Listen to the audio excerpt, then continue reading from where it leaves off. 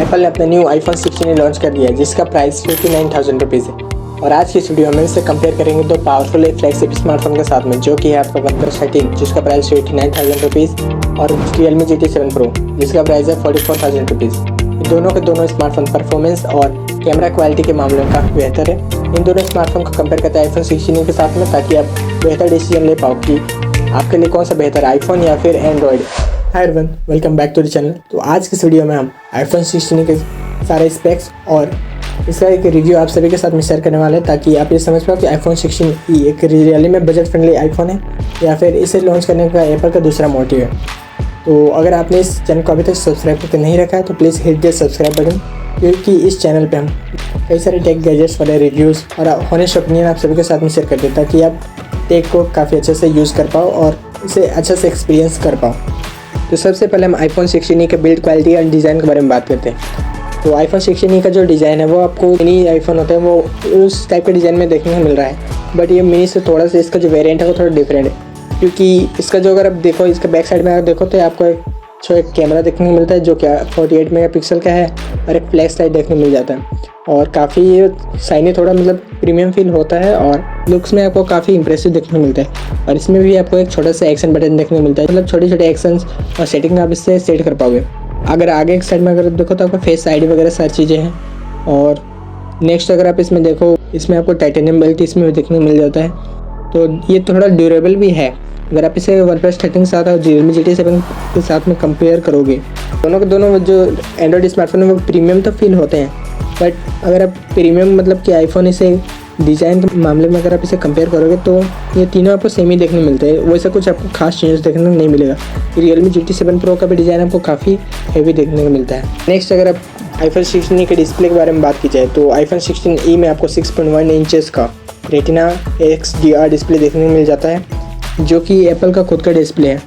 और इसके साथ साथ इस स्मार्टफोन में आपको 60 हर्ट्ज का रिफ्रेश रेट देखने को मिलता है। अभी तक एप्पल ने इसे चेंज नहीं किया है। और वहीं अगर आप OnePlus 13 और Realme GT7 Pro में जाओ तो इसमें आपको लार्ज डिस्प्ले देखने को मिलता है, जैसे 6.82 इंचेस का OnePlus में देखने को मिल जाता है, Realme में आपको 6.7 इंचेस का देखने को मिल जाता है।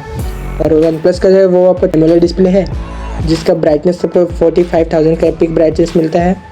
और Realme में अभी आपको वही है कि 6,000 का पिक ब्राइटनेस है और 120 हर्ट्ज का रिफ्रेश रेट है। हेल्थ सेंट्रिक में अगर थोड़ा जाते हो तो आईफोन 16 का डिस्प्ले थोड़ा बेटर है और रिजोल्यूशन है वो आपको मतलब सेम ही देखने मिलते हैं। आईफोन में भी आपको काफ़ी कलर कॉन्ट्रास्ट वगैरह चीज़ें मतलब ज़्यादा देखने को मिल ही जाती है। तो इस मामले में भी आईफोन थोड़ा इन सभी से ठीक ही ठाक है, मतलब एक मीडियोकर जो होता है उसमें आपको देखने को मिल जाता है। तो थोड़ी सी बिल्ड क्वालिटी और डिस्प्ले में आईफोन 16 ही थोड़ा बेटर ही है। नेक्स्ट अगर परफॉर्मेंस के बारे में बात की जाए तो आईफोन 16 में जो चिप लगा हुआ है वो आपको A18 चिप देखने को मिलता है।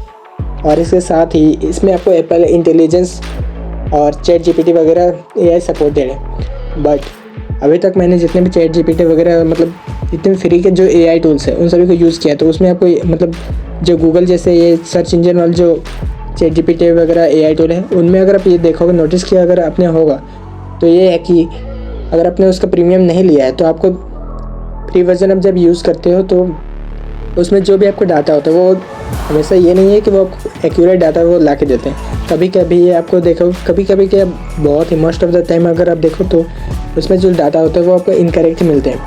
अगर आप फिर से उससे तब बोलते हो उसे करेक्ट करने के लिए, तभी वो करेक्ट करके आपको दे देता है। तो और अगर आप एप्पल इंटेलिजेंस के बारे में जाओ तो वो अभी आपको इंडिया में अवेलेबल ही नहीं है, तो आप उसके फीचर्स यूज़ ही नहीं कर पाओगे। तो अगर आप OnePlus 13 और GT7 Pro के परफॉर्मेंस के बारे में बात करोगे तो इन दोनों में आपको स्नैपड्रैगन का 8 Elite प्रोसेसर देखने को मिलता है, जो कि अभी तक का काफ़ी पावरफुल प्रोसेसर है एंड्रॉयड के मामले में। और इन दोनों का जो परफॉर्मेंस है वो काफ़ी बेहतर है, इसमें आप गेमिंग वगैरह काफ़ी चीज़ें कर पाओगे। वही अगर आप आईफोन 16 में अगर गेमिंग के बारे में बात करो तो वो मतलब कर पाओगे, लेकिन वो कुछ खास तरह के नहीं होते, उसमें बैटरी वगैरह भी उतना कुछ खास नहीं होते। तो 60 FPS में आप उसमें क्या ही गेमिंग कर पाओगे। तो गेमिंग और परफॉर्मेंस के मामले में OnePlus 13 और GT7 Pro काफ़ी बेहतर है। A18 चिप भी काफ़ी पावरफुल है, लेकिन गेमिंग अगर करना चाहो तो उस केस में आईफोन 16 आपको अच्छा नहीं, आपके लिए है ही नहीं। और बाकी प्रोडक्टिविटी के लिए थोड़ा आईफोन 16 वो थोड़ा ठीक ही है। नेक्स्ट अगर कैमरा क्वालिटी के बारे में बात की जाए तो कैमरा क्वालिटी में भी वही है। आईफोन 16 आपका आता है 48 मेगापिक्सल का प्राइमरी सेंसर के साथ में और इसमें 2 मेगापिक्सल का एक माइक्रो सेंसर है। बट इसमें वाइड एंगल वगैरह टेलीफोटो वगैरह कुछ है ही नहीं। तो वो इसके कुछ रेमेडीज़ है। और OnePlus 13 के बारे में बात की जाए और Realme GT7 Pro में, तो इसमें भी आपको ट्रिपल कैमरा, मतलब ट्रिपल कैमरा सेटअप देखने को मिलता है। OnePlus 13 में आपको 50 मेगापिक्सल का ट्रिपल कैमरा सेटअप मिल जाता है, जिसमें आपको एक टेलीफोटो, एक प्राइमरी है और एक ऑप्टिकल है और एक अल्ट्रा वाइड मिल जाता है। तो OnePlus 13 में आपको कई सारे कैमरा फीचर्स देखने मिल जाते हैं, जिससे कि आप कई सारे वीडियो फुटेज भी, अच्छे खासे वीडियो फुटेजेस आप निकाल पाओगे। और इन दोनों स्मार्टफोन में क्या है कि ये दोनों IP रेटिंग, मतलब IP68 रेटिंग के साथ आते हैं। डस्ट और वाटर के साथ में कुछ वैसा आपको दिक्कत देखने को नहीं मिलेगा। बैलेंस कलर फ़ोटो आपको देखने को मिल जाता है। तो कैमरा क्वालिटी भी वही काफ़ी सही है। अगर आप इन तीनों को कंपेयर करोगे तो ऐसा कुछ आप इसे कंपेयर नहीं कर पाओगे, आपको कुछ वैसा खास डिफरेंस नहीं होगा। और अगर आपके माइंड में ये मिथ बना हुआ है कि आईफोन का कैमरा काफ़ी अच्छा होता है और एंड्रॉयड का नहीं, तो आप इसे फ़ोटो के और कंपेयर नहीं कर पाओगे। अगर आप OnePlus के फ्लैगशिप स्मार्टफोन, मतलब एंड्रॉयड के फ्लैगशिप स्मार्टफोन को अगर कंपेयर करते हैं आईफोन के साथ में, तो आप ये कंपेयर नहीं कर पाओगे कौन आईफोन का है और कौन एंड्रॉयड का। iPhone 16 आपका कैमरा क्वालिटी में डाउन है, बट वही iPhone 16 के बारे में बात की जाए तो वो सभी अभी ये फ्लैगशिप स्मार्टफोन है उन सभी से काफ़ी ऊपर ही है।